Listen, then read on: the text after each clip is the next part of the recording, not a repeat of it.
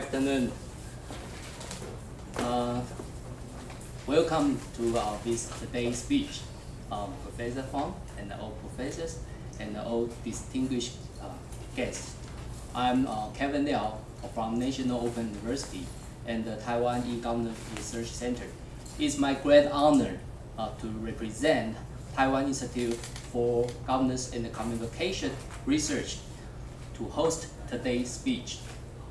Today's speech I think, is very state-of-the-art the issue, or we can call the hardest issues, artificial intelligence. And also, as we know that in past several years, the influence of AI, artificial intelligence, has getting more and more broad to more and more fields, also especially the research field of our human society, also including public administration. So it's our honor to invite Professor Justin Bullock to deliver today's speech. Today's topic is artificial intelligence, discretion, and bureaucracy. This is the second speech of Professor Bullock in National A&M University, and I think as the first time speech, many guests has very exciting and get more interaction with Professor Bullock. I think today's speech will also give us many insightful thoughts and insightful thinking, including his speech. Justin Bullock, professor, is graduate from the University of Georgia School of Public and International Affairs, and his specialization is in public management and public policy. He is assistant professor in A&M in Texas of United States, and he also is the visiting scholar in Taiwan Institute for Governance and Communication Research now. So let us give our warmest welcome to Professor Bullock to today's speech. Welcome. Thank you for that kind introduction. Very nice to be in front of you all again today.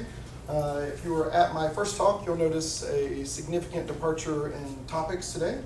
If you were able to make it to Dr. Yu-Che Chen's talk on artificial intelligence a couple weeks ago, you'll see some overlap, but some going in a little bit of a different direction.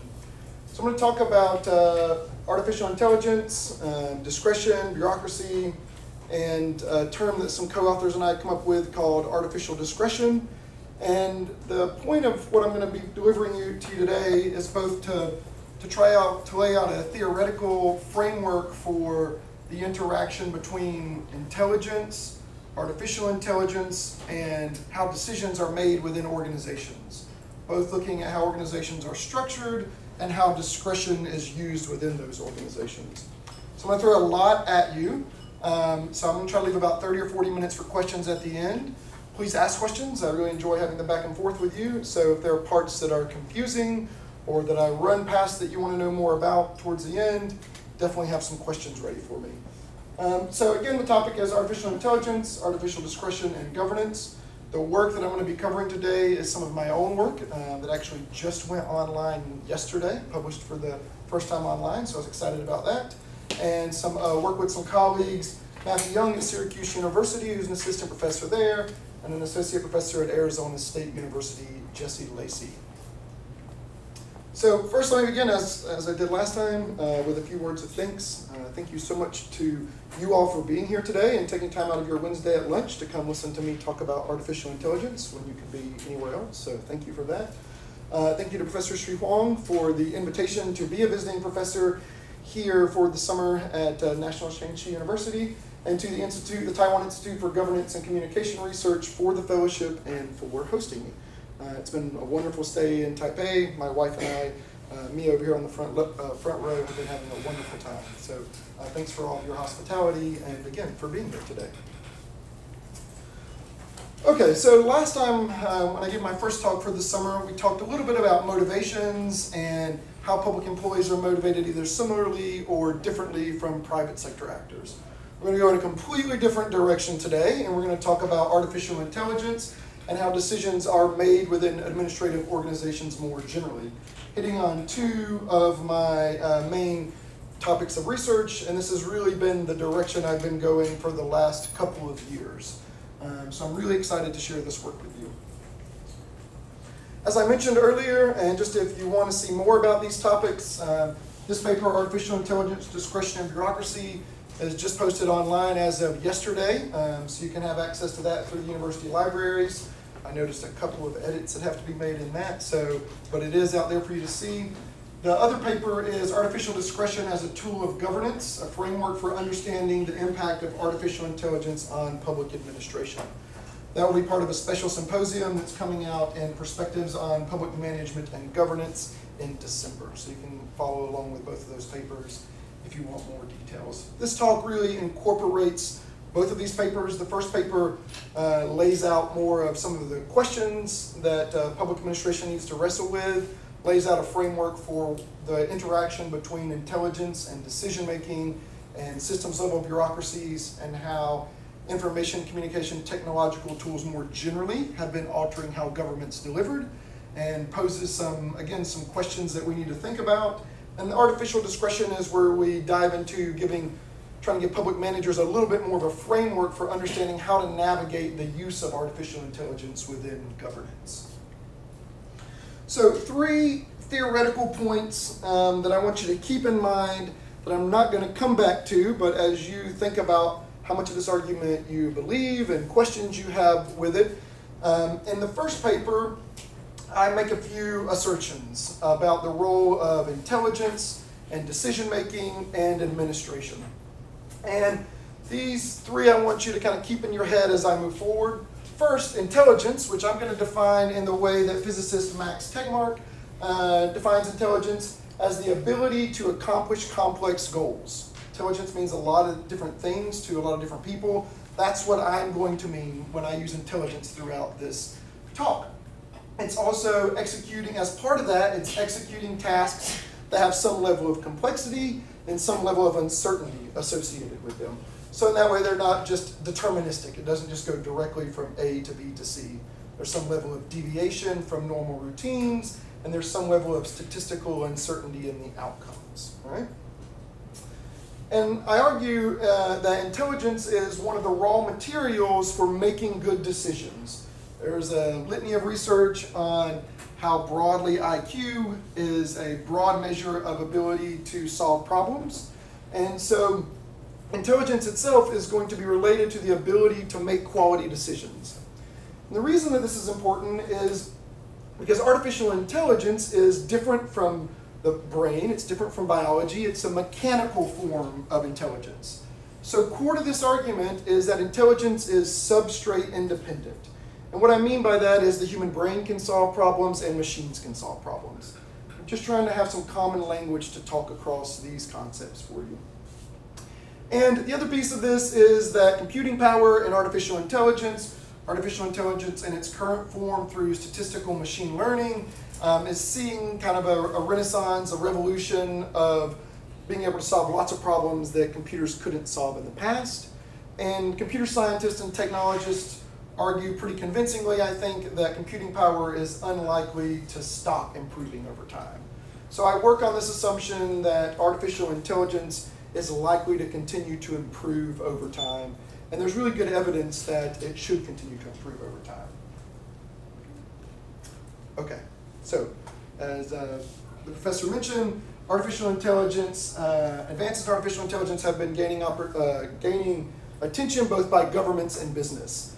If you've maybe been under a rock and not looking at the news, maybe you missed this, but anytime you turn on the news or read the newspaper, it seems like we're talking about advances in artificial intelligence, the way businesses are making their production lines more efficient with artificial intelligence, and governments who are usually a little slow and lag on technological adoptions are really starting to talk more seriously about this. Just as an example, deep fakes were in the news, the world news the last couple of days because there was a film of Mark Zuckerberg that had been edited to make him look like he was the property of Spectre, right? And so the news has been really talking about deepfakes and the role that artificial intelligence goes into manipulating videos as just one of many examples. In the US, there are a number of examples of artificial intelligence becoming important to governance. These show up in the papers as well. First is Simon. Simon is an artificially intelligent robot that is currently in the International Space Station, and it is there partnering with astronauts from NASA to help them complete their research. So just one kind of fun example. In the United States, we have the General Services Administration, and they have been working to partner with a number of US federal agencies to develop intelligent personal assistants to help improve the quality of customer service by the US federal government. Policing is one, and an example that I'll come back to, where there's some work in the US, some work in China as another example.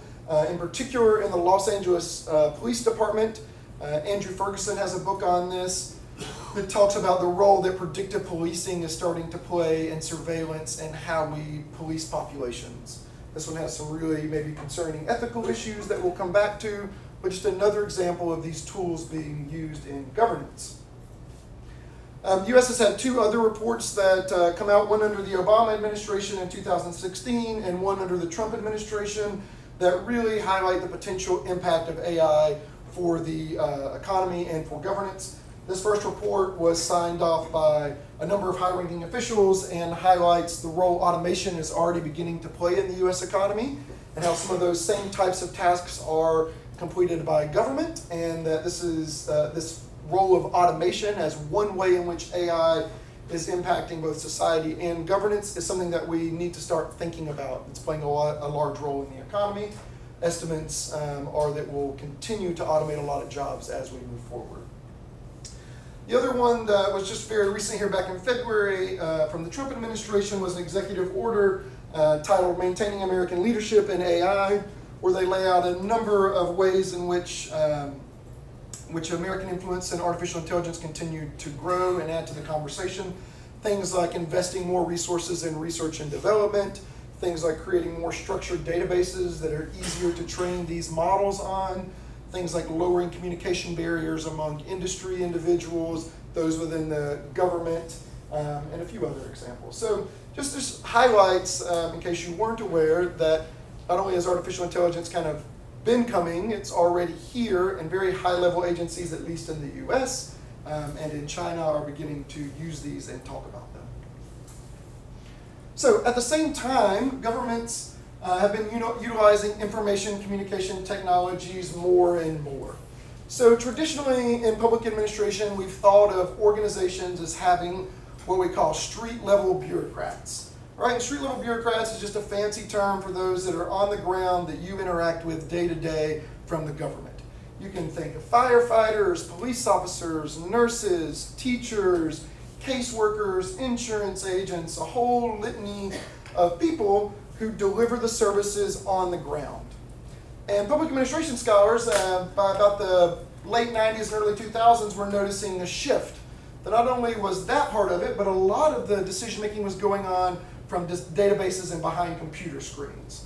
So we're seeing a shift from people just being on the ground to making decisions in their office while typing away at their computers. And then in the early 2000s, these two authors, Bovens and Zordis, in 2002, suggested that information communication technology tools were moving past this advisory role. They were actually starting to make and execute decisions. Okay, and the two examples they used are one, the determination of student loans, which is an area where there's a clearly defined formula. The formula is the data is put in, the formula makes decisions about how much money students receive. No longer did you go meet with someone in their office and they take in all of your paperwork and ask you questions. You filled out an online form, you submitted it, a determination is made. Right? So in that case, there's essentially no human interaction there. It's just you and the computer and the program making decisions. Another was in the ticketing process, and the example the authors used was in the Netherlands, where we had the first examples of installing cameras in red lights. You run a red light, the ticket shows up in the mail. All right? Here was another example with it where unless you protested it, that there was really no human interaction in this. Takes a picture, the picture is able to figure out what your match the license plate with your address, determine the amount of the ticket, and send it to you. Okay, so these were two examples where not only were people on the street not making decisions, there's no people involved in these decisions often. And the idea is that these databases and these software and computers and these ICT, these information communication technology tools, were getting more and more better, but they still couldn't handle these complex and uncertain tasks. Both of these tasks I just mentioned are pretty straightforward. There's eligibility determination. Are you qualified or are you not qualified? Yes, no, boom, okay? But these tools are starting to be able to make decisions in more complex and uncertain environments. So what is artificial intelligence? This is a big term that means a lot of different things to a lot of people, and as I started researching this, turns out that the people that study it, the computer scientists, they don't agree. So there's a lot of ambiguity when we go from just regular software or an expert system to something that is using more large data and statistical inference to make better decisions. And it's often associated with data, algorithms, trying to identify causal relationships between different variables, can make predictions, or accomplish semi-complex tasks. In the literature on AI, there's a distinction between what is known as narrow AI and general AI. Narrow AI is the ability to train an algorithm or an artificial intelligence on one type of task. And that it can learn the decision weights and the decision-making process of a specific task. But then it's not able to transfer that like you can as a human over into other domains. That would be general AI. And in general, we haven't gotten general AI yet. Google with DeepMind is starting to make some of the first moves, arguably, into general AI, depending on how you think about it. But for broad purposes, you can think of AI as being trained to accomplish one type of task, not being able to solve lots of things like you can as a human. AI has also changed over time from when it was first being conceptualized all the way back in the 1950s, really, under Alan Turing and coming up with the Turing test. As computers were able to store more and more information, we had this explosion of expert systems, which is essentially coding in a bunch of if-then statements. If you do this, then you should do that. The people at the time, as you can see looking back at the works, really thought this was going to solve everything. So we need to keep that in mind too as we're talking about some of the potential of AI. But expert systems really ran into some limits in their ability to handle situations that you couldn't say, if A, then B, then C. Okay? So over time, the ability for computers to store more information and have increased computing power and more advanced statistical techniques being able to be implemented in computers, we have machine learning. All right? And without going into all the details and all the different forms of machine learning can take, it essentially is the ability for the computer to be able, you feed in a bunch of raw data. Say, the classic example is, think of a cat, right? You got a bunch of pictures with a cat and a bunch of pictures without a cat, all right? And then the statistical algorithm is able to identify all the features that determine what is a cat without them being explicitly coded in there, okay? So the machine is able to learn the decision weights, it's able to learn the parameters of how to identify something. So to give you a definition, what we use in our paper is AI is any domain-specific agent-based system using machine learning techniques as opposed to the expert systems to make a rational decision pertaining to non-deterministic tasks. Okay, that's a mouthful. But essentially, we're talking about machine learning when it can be applied to a situation which isn't just straightforward, if A, then B, then C. There's some level of statistical uncertainty associated with an outcome. So, given the nature of artificial intelligence of the machine learning variety, we argue that AI has there are three important features of AI for the ways in which it can be used by government. The first It is built for automating the learning and decision-making process through abstract mathematical representation. All right, this is, again, learning the decision weights, learning how to identify things in pictures and videos and find them on its own. It's this whole learning process. The other thing it can do is it can utilize input data with speed and dimensionality that vastly outstrip human cognition. So it's able to process large and large amounts of data and help organize it much more quickly than humans can. The other piece of this is, unlike the expert systems, as more data become available, it can learn and adjust its behavior and update its decision heuristics. So as you feed it more data over time, it's flexible enough to update its own decision-making heuristics. Okay, so to think about artificial intelligence and to think about discretion, we think quite cleverly, come up with a new term, which is something academics like to do, assign new terms to things that then they can claim, is this idea of artificial discretion. Artificial discretion is when we use artificial intelligence to augment, to help, or to automate the decision-making process, okay? So it's either replacing, which is the most extreme version of it, or it's providing decision-making aids or additional information to humans as they're making decisions. Artificial discretion can be used in 3 ways that mirror the 3 characteristics that I was just mentioning. So it can create structured data from unstructured inputs, like images, sensors, and text. So another part of the computing revolution is the wide availability and sensitivity of sensors. So you can think about things being put out in the actual physical environment to measure things. And in that way, AI is able to take that data and structure it in a way that is useful.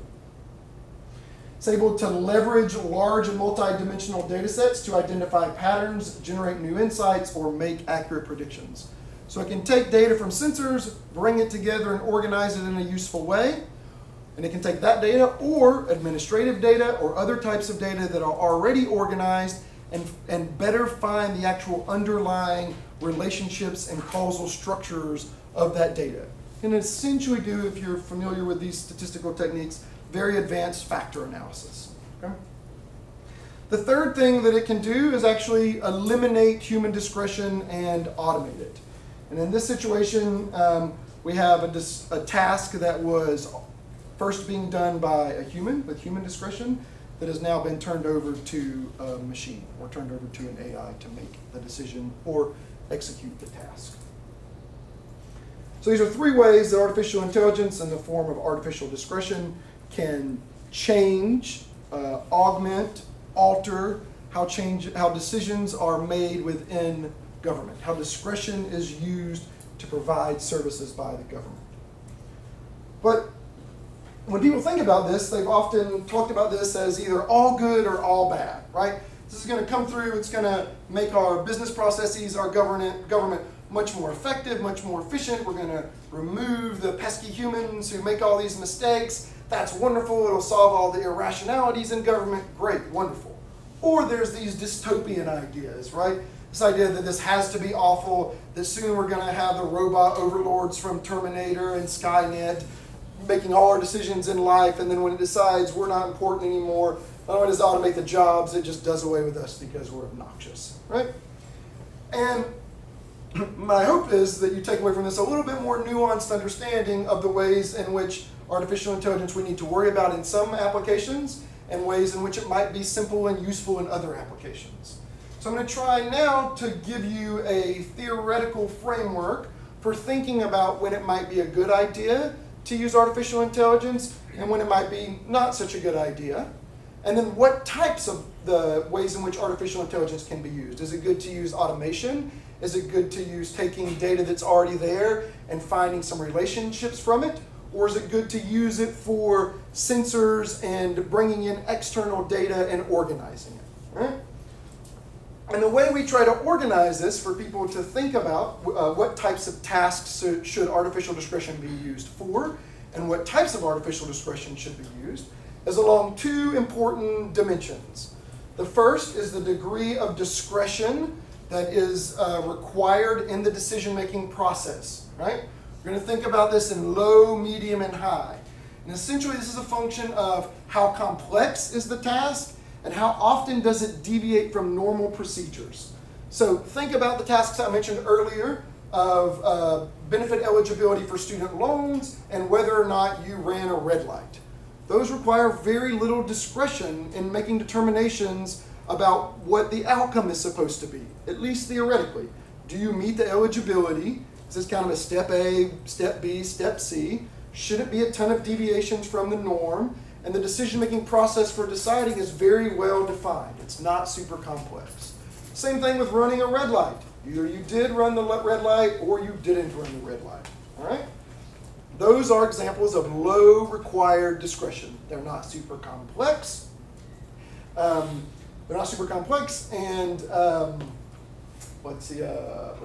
there's not a lot of uncertainty associated with them, okay?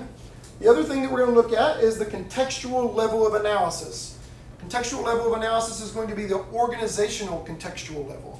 We're going to think about things at the macro level, kind of the higher administrators in an organization that are setting the direction of the organization. That's going to be the macro level. Then we can think about meso level, and you can loosely infer that being middle management.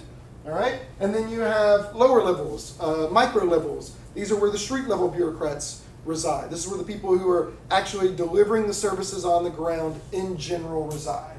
Okay? So those are going to be the two dimensions that we argue, and I'm going to argue to you today, that are important for thinking about when you can use artificial discretion and what type. Okay? Everybody still with me? All right. Okay. So first of my 2x2 matrices, another favorite of academics is not only to come up with new terms that then they can claim, but it's to put everything in 2x2 matrices, all right? So I'm going to give you at least 2 or 3 of these today, and one's even going to be a 3x3, so sorry about that. All right, so thinking about discretion first, all right? We're going to go from this, and we're going to simplify this to low, medium, and high. But before we get there, I want you to know what I mean, what types of things factor into low, medium, and high. I've already mentioned these. But these are things like low and high uncertainty and low and high complexity. All right? And the way you can think about this is this top left here is the lowest level of discretion that's required for a situation, and it snakes like a Z. All right? So low complexity, low uncertainty is very low discretion. Low complexity, high uncertainty is a little bit more discretion. High complexity, low uncertainty is a little bit more discretion, and high complexity, high uncertainty requires the most discretion. And as you'll see here, we start out by arguing that AI will be most useful in these low discretion areas, and humans are still going to retain the most competitive advantage, if you will, in high uncertainty and high complexity areas. It's going to be the gist of where I go with this, all right? Now I get a real simple slide, low, medium, and high, okay? That's how I want you to think about discretion as we go forward. Either very little discretion is required, some moderate level, or very big picture tasks that require a lot of discretion, okay? So, when thinking about low, medium, and high discretion, each of the different types or different uses of artificial discretion may be more useful or more relevant or more helpful.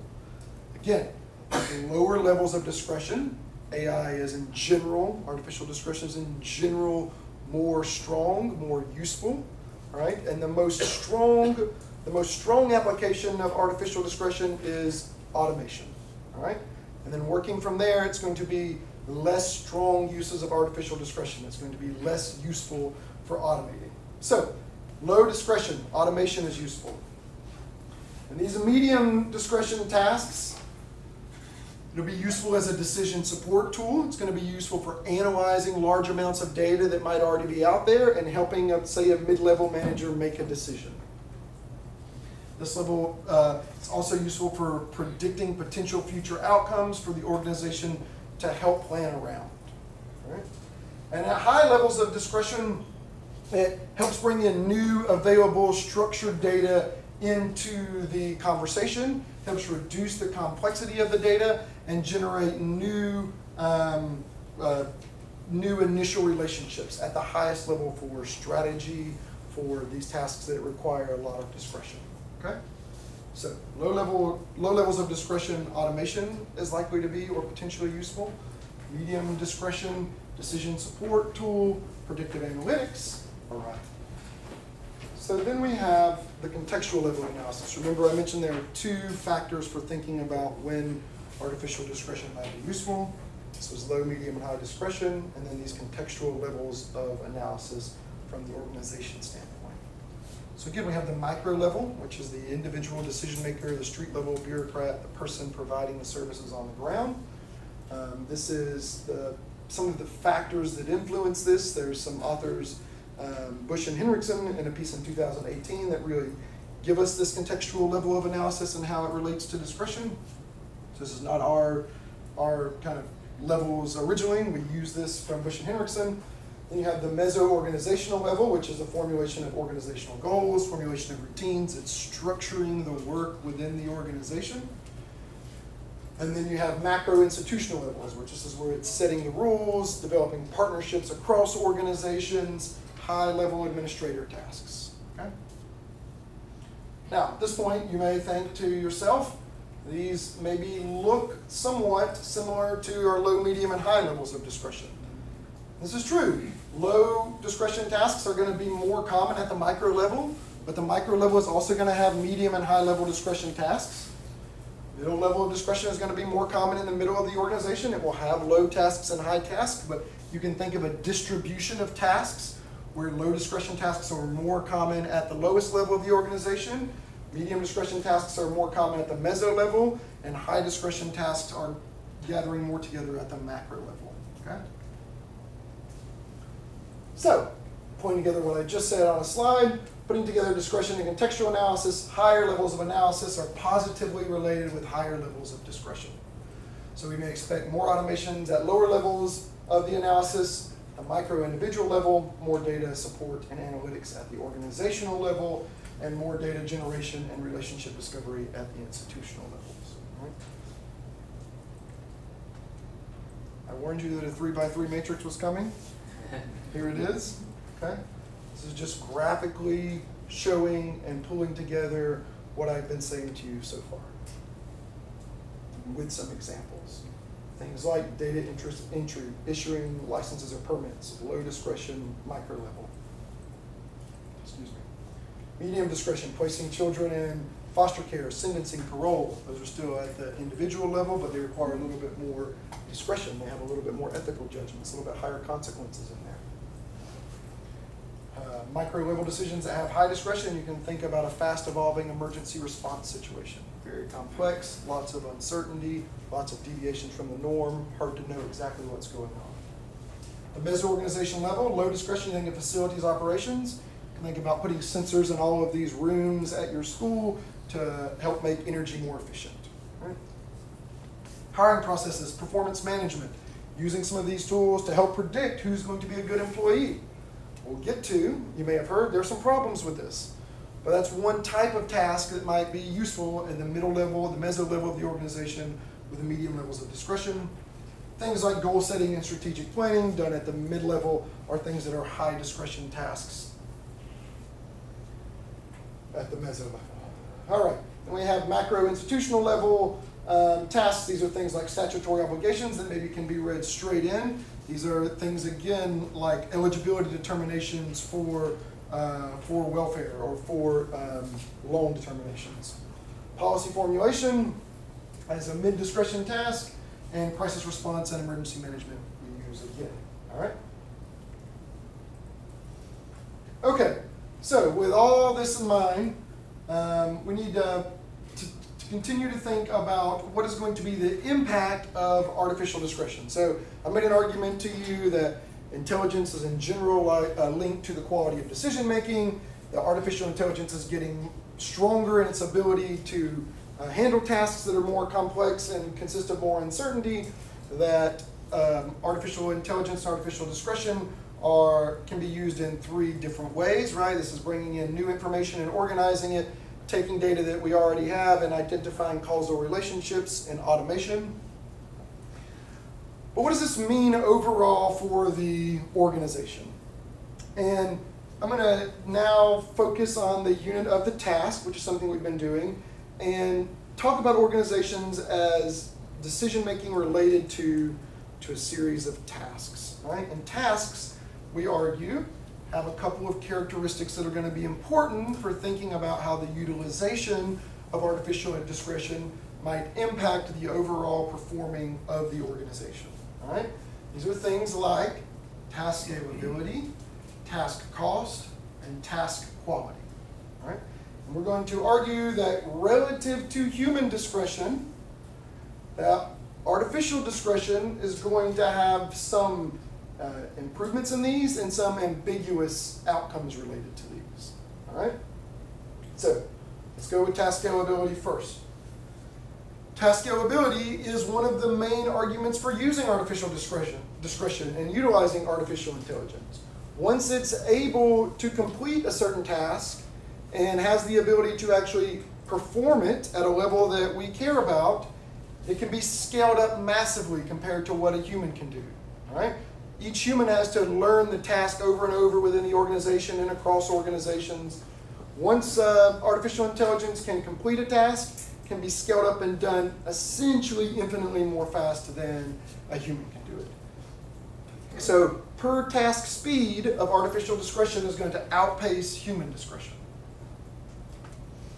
One example that we highlight in the paper and you can think about is being able to scan social media for instances of needed help during a disaster, running with the emergency management theme.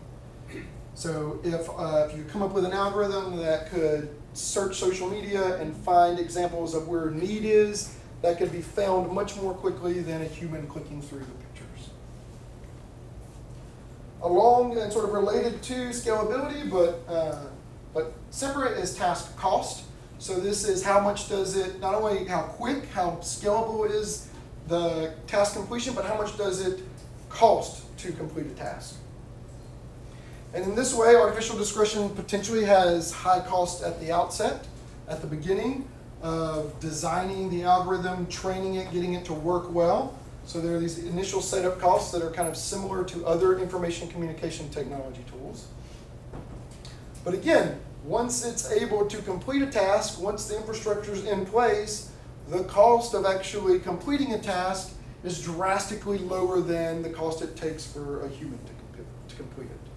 And it essentially approaches zero.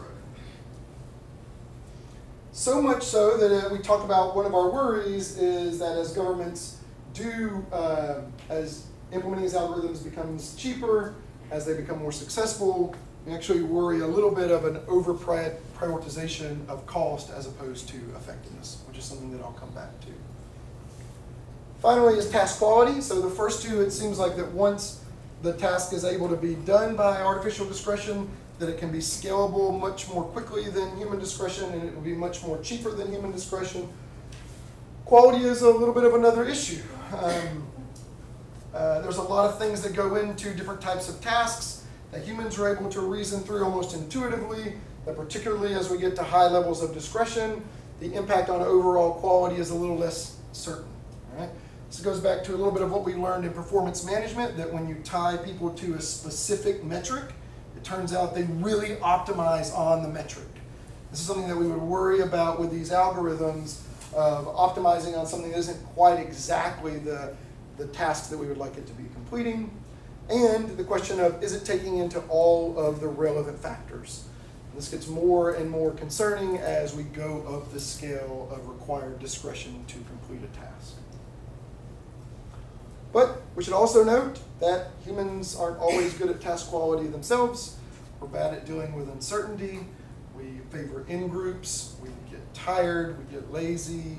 Sometimes we deliberately break the rules to help people. Sometimes that's good. Sometimes that's bad. You can think of examples in policing where racial issues, at least in the US, are a major problem for the quality of the judicial system. There's also biases in judges and sentencing. So there are a number of factors that while we might worry about how good the AI can complete a decision, we need to be honest and upfront about there are certain types of tasks that humans also aren't particularly good at. The other problem this is going to create is that these biases are going to show up in the data that we try to train the AI on. All right? So not only do human biases affect human decisions in negative ways, it turns out that if you train an AI on, say, sentencing parole data in the US, it's harsher towards Black and Hispanic men. It's not that the AI itself decided to be racist, it's that it was trained on racist data.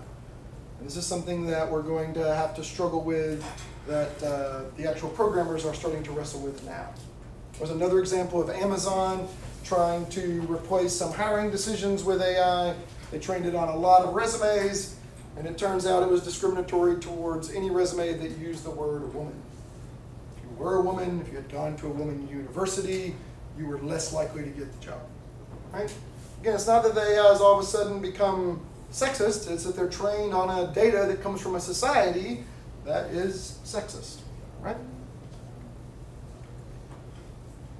Okay, so taking these characteristics in mind, thinking about different levels of organization, thinking about different levels of discretion, we do some basic hypothesizing about what might be the overall impact to organizations, to public administration, across 5 criteria, 5 evaluative frames that we might care about.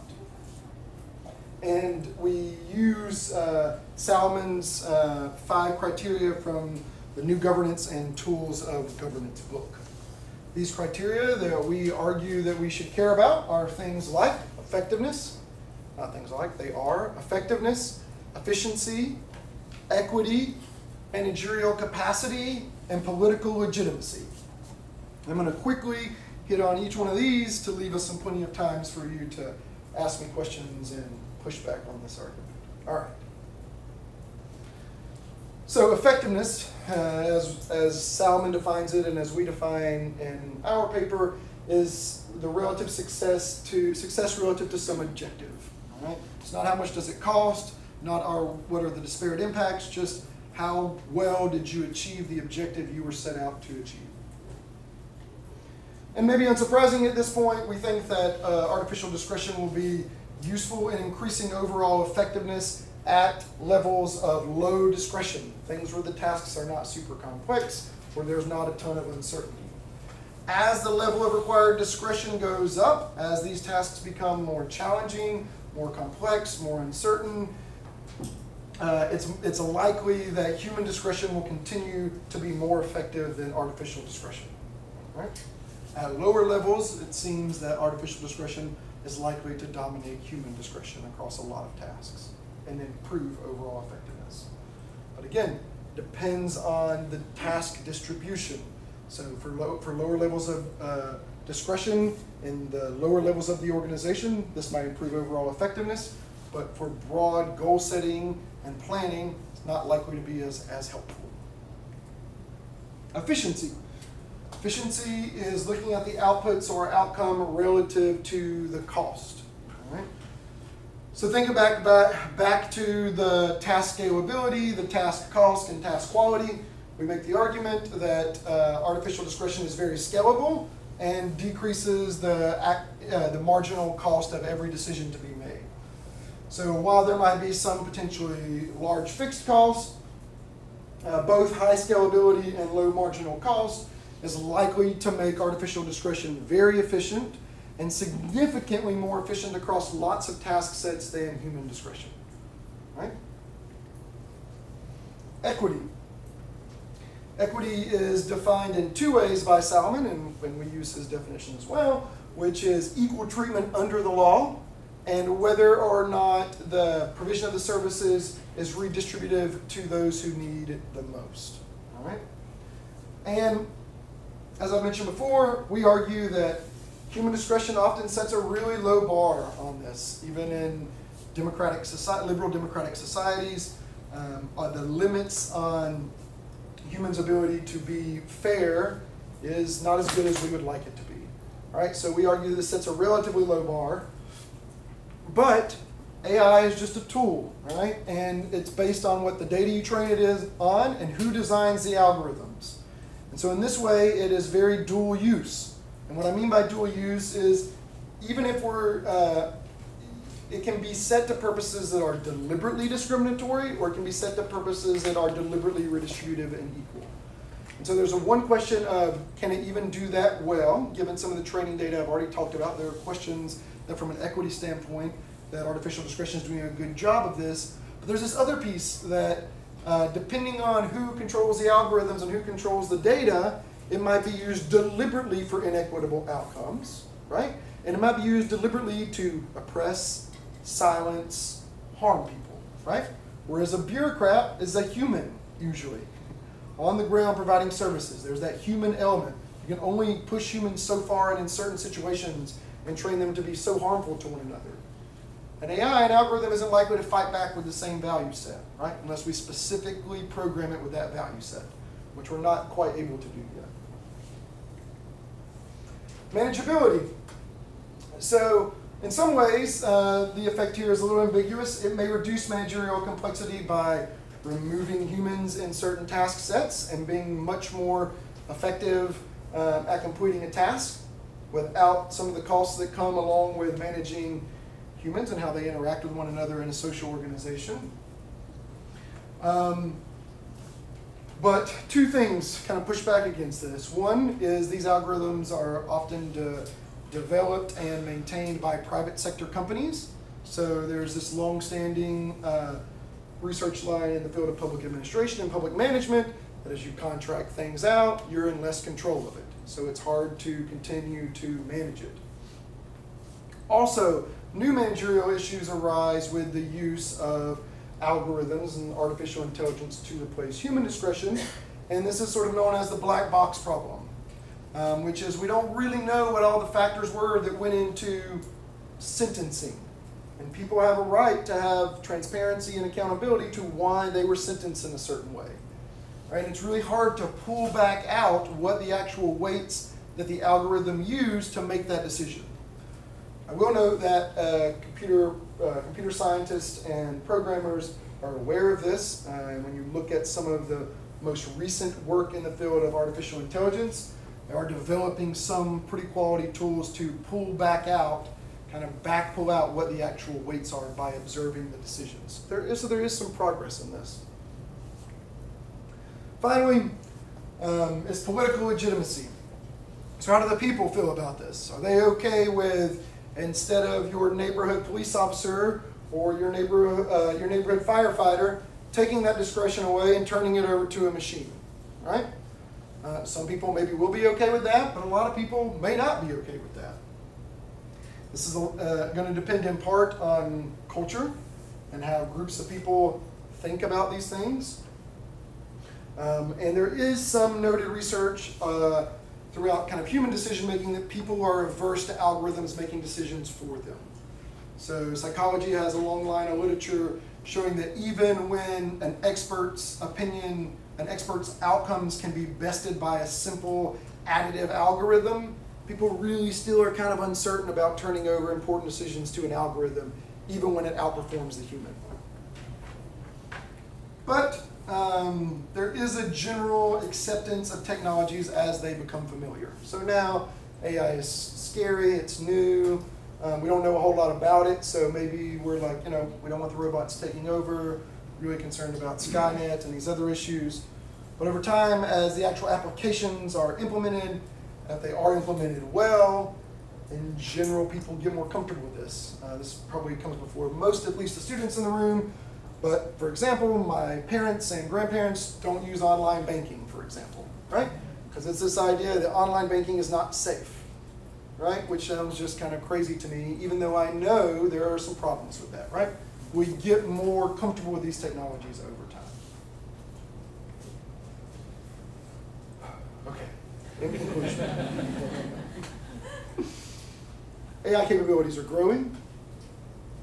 Use by governments and business is growing. Discretion and governance outcomes are being impacted and will continue to be impacted. So we need to be smart about how we use these tools. There are many opportunities for improvement in governance, but also there are many challenges and concerns as well. And this framework, while I hope you have some pushback on, some questions about, is one of our first attempts to try to think systematically about when this is a good idea, and when it is a good idea, which types of versions of artificial intelligence do we use, and when is it clearly a bad idea. So the idea is to benefit as much as possible by improving governance services while protecting against some of the major risks to using them and making governance worse. Hopefully you have questions now. Thank you.